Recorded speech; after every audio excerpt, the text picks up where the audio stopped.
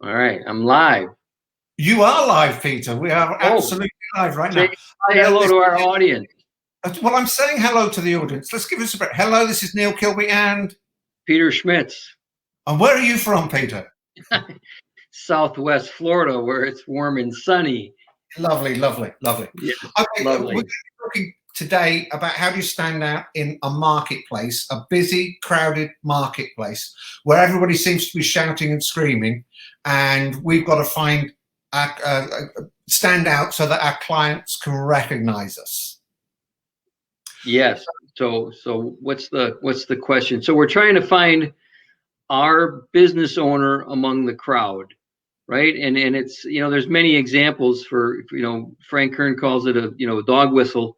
You want to blow the dog whistle so the dog responds. Well, in this case, if everybody, I use the example of selling hamburgers, right? If you're selling hamburgers to a crowd of people that just had a steak dinner, you're not going to do very well.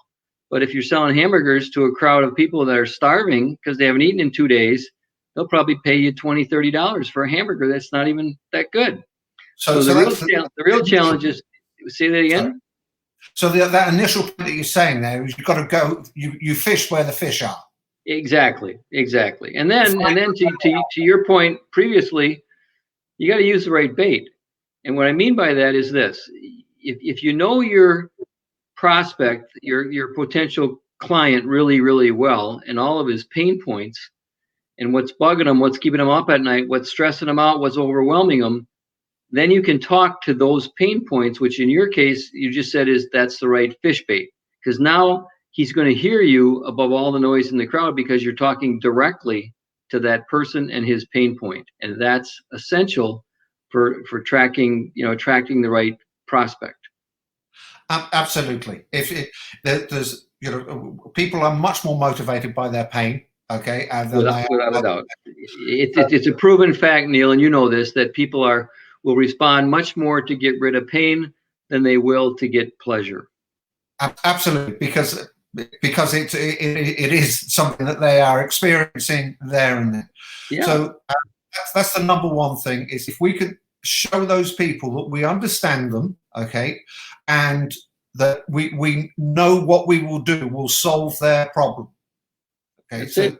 That's the key, and all the business owners we're talking to, that is their challenge, right? How do you know your prospect well enough to speak to that pain?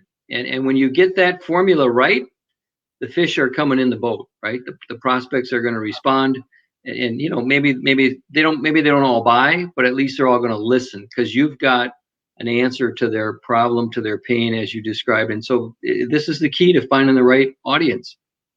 And as you said, you've got to know them better than your competition knows them. You've got to know your client. And that's where the hard work comes in.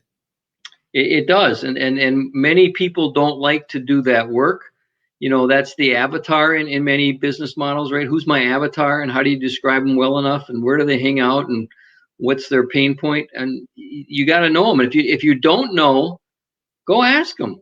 Go ask your client what's bugging them. One of the classic things that people do with customers is they will sell them something and then they'll go, "Oh, I'm so pleased that I've sold them. I don't want to undo the sale by talking to them again." Right. It's so common. Yeah. Well, you'll send me off into retention again, but let's not go there. Okay. So if you can speak to your client again and say, "Look, thanks for buying. What were the important critical factors in you choosing us at this time?" Yep, it's perfect. Yep, and they'll because they'll probably answer because they're happy with you. Oh, absolutely. Worst thing in the world is not to talk to your customers once they've bought. Yeah, it's an absolute crime. Okay, so there we go. Well, I think that was absolutely spot on.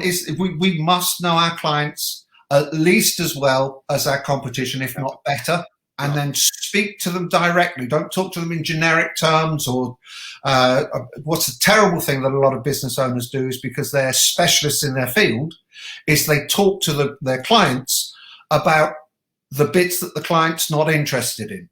You want to buy a camera, fact, you're not interested in what oil goes in the engine box, gearbox.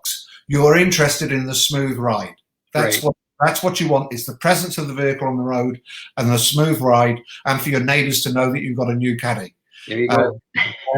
They're not interested in anything technical. So that's just another issue there. But there we go. Peter, that's been absolutely superb.